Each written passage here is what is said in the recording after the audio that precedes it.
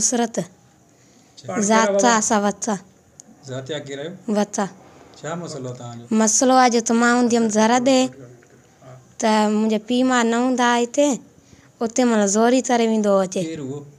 हे hotel वारो नालो छा अथसि हुनजो? कामरान खरोस। इहो अथसि छा अथसि नालो?